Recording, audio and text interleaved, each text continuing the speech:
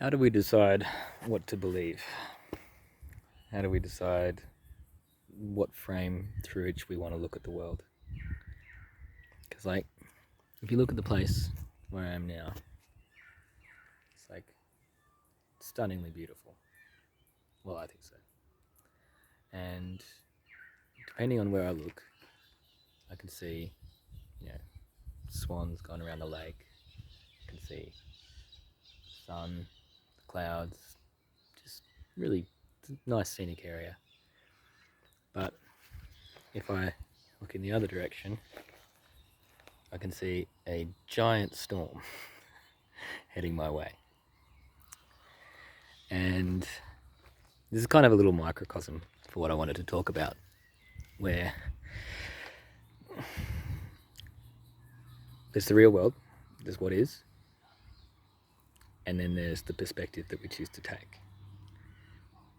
And, as a lot of other commentators would be happy to point out, the real world doesn't particularly care about the perspective that we choose to end up taking on it. It will be as it is, and we will be forced to interact with it on its terms. And so, clearly, the beliefs that we end up choosing are most functional when they are in alignment with what is. Because if that storm hits, which it will, probably before I get to finish recording this, I'll either have to go inside or get soaked. Those are my choices.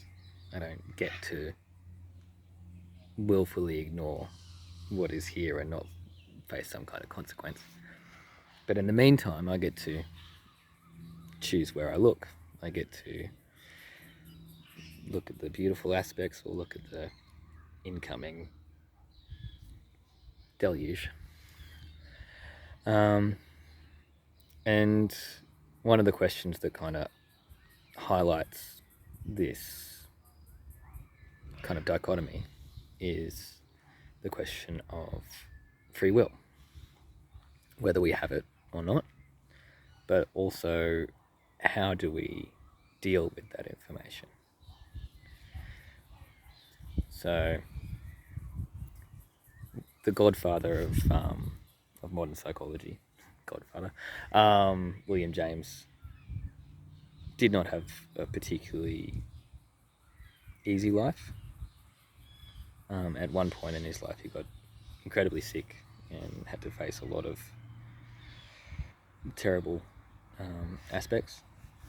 And while he was going through this, one of his breakthroughs was to take on what he called radical responsibility, which is where he decided to stop seeing himself as a victim and to take full responsibility for his life. Rather than saying, that the things that have happened to me are because of everybody else being terrible or whatever, he's kind of said, focused on what can I do about it and how can I react most appropriately. And for him, that was a breakthrough that changed his life. And I think that refers to something that psychology now refers to as locus of control. So if you have a internal locus of control, you are someone who believes that they have control over their own life and their own destiny. If you have an external locus of control, then you're someone who believes that the world is, you're kind of a victim of circumstance, and that the world is kind of, you're a pawn within it. And then the notion of free will comes up. And, I came across Sam Harris's book. I think it was called The Illusion of Free Will. Little red book. Should have been easy to get through. Should have been. And if it wasn't for the content matter, I probably would have absorbed it in a day or two. But it was one of those ones where I'd read a page or two and just be challenged by it, stumped. Not because it was particularly densely written, although a lot of these kind of characters do have that tendency. More just because of how much it challenged my preconceptions and really my culture. Because, in Australia we still have a very individualist, kind of meritocratic, good people will do well, bad people will do poorly, people generally get what they deserve kind of conception of the world and how things work. And then when someone like Sam Harris or Robert Sapolsky comes along and says, well, actually, pretty much every modern experiment that we've done has not supported the concept of humans having free will, and in most aspects has shown that we will react quite predictably to influences on us, and that there's no reason to believe that we're not constantly just reacting to the influences upon us.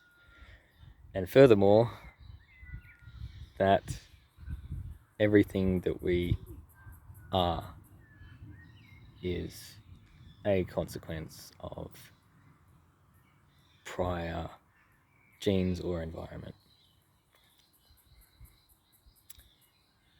And I don't know about you, but when I hear stuff like that, it hits me in the gut, and it makes me want to say no, fuck you. And I think the reason why is because I've made a lot of choices in my life. Some of them have been easy, a lot of them have been hard, and a lot of the time I feel like I'm not taking the path of least resistance, that I'm struggling to do something difficult uphill, and I place a lot of pride in that, in overcoming that. And then I think here comes the rain. I'm going to start walking.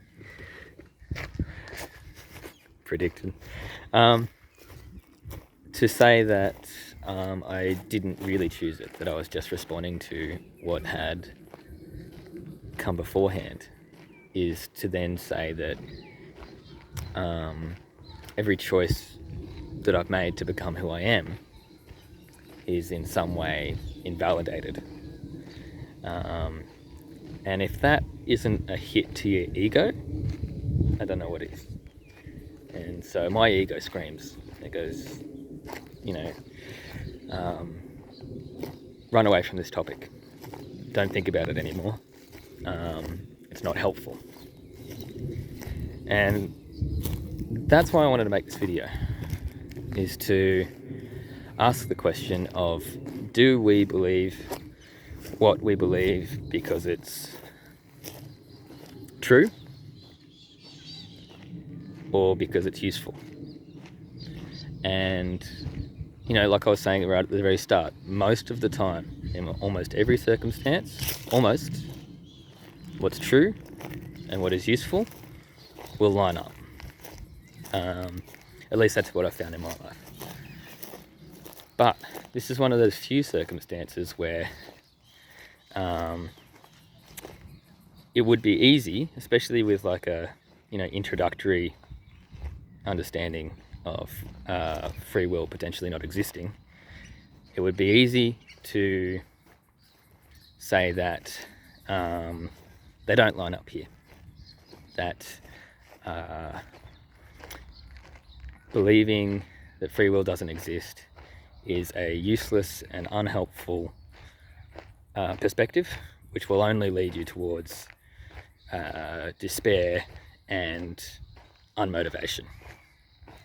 And I think one of the things that captures this pretty well is I was explaining some of the arguments against free will to one of my friends, and his first reaction was, well, if that's true, why don't I just stay home and do nothing? And I think that's what my gut was saying too, when I first came across it. And, you could obviously counter it just by saying, well, why don't you stay home and do nothing? You don't stay home and do nothing because that's not a good life. That's not what you want. There are consequences to doing that, and they're not great. So this is where I think probably one of my favorite analogies for kind of synthesizing the notions of there not being free will, but you still being responsible for your life.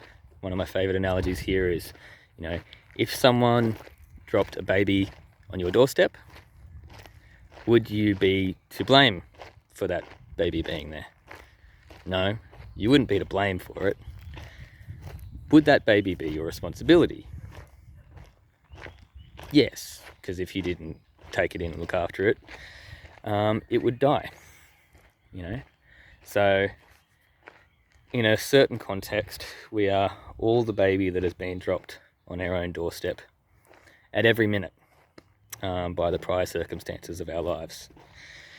We have to take complete and utter responsibility for our lives because we have no choice but to do so.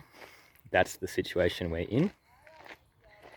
And yet, we are still just always responding to the influences and prior circumstances leading up to that very moment. Constantly. So this brings me to the advantages and disadvantages. So there's obviously advantages to taking responsibility for your life, to having an internal locus of control, and to an extent, to our culture's way of kind of arriving at that by saying that we have free will. Our culture kind of says you have free will, therefore you have responsibility. Whereas, what I'm saying is that those two concepts aren't exactly as linked as we believe them to be. That you are responsible whether or not you have free will is kind of part of understanding this on a deeper level. And so that's the advantage of that aspect. It's the clearest advantage. There are others. You have better outcomes in life if you take more responsibility. And then there's the advantages of noticing that we are all responding to influences. Noticing that maybe the main reason why anyone acts the way they are isn't because of free will, isn't because they have a functional or dysfunctional soul, but because they have in some way been led to the conclusions throughout the things that have happened to them in life. And the advantage there is clearly understanding. If you look at people that way, you're going to have a greater understanding of them. And that greater understanding leads to greater compassion. And that greater compassion can lead you to, well, in my field, psychology, being able to help a lot more. You take judgment out of the equation. You just go, okay, so you're reacting this way because of something. Let's figure out what that is. Okay, we understand what that is. That can help you to then go, okay, well, how can we move past that? Whereas the notion of free will can really get in the way here, because that notion is much more related to judgment. And that's where this topic and the idea that maybe free will doesn't exist, it also challenges some really big parts of our culture. It has massive implications. Clearly on the crime and punishment system is where it's probably most challenging, but also on how we think about politics. You know, if people are, you know, functional or dysfunctional based on their free will, then we can be much more judgmental of them, and we can say that poor people deserve to be poor and rich people deserve to be rich, and criminals deserve to be killed a lot more easily. But if we just see it as everybody responding to influences of their lives, then actually, politically, that leads us to take more responsibility. That leads us to recognize that these are problems that have causes. They aren't just broken people. And if they are broken people, we need to know why and how and what to do about that. And so it can actually lead to, ironically, taking on more responsibility, which maybe some people don't want to do. You know, maybe part of the appeal of free will is that we get to absolve ourselves of responsibility. We get to say these people are there not because our society is in some way encouraging bad things to come up for people. Maybe they got there because they're wrong, they're broken,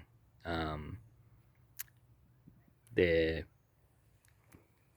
picked the wrong soul, you know, whatever it might be.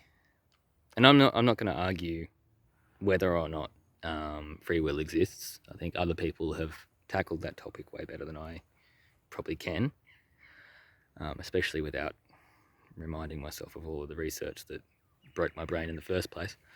But I'm more grappling with the implications, and this is my video sharing that suffering with you. So you're welcome. Enjoy.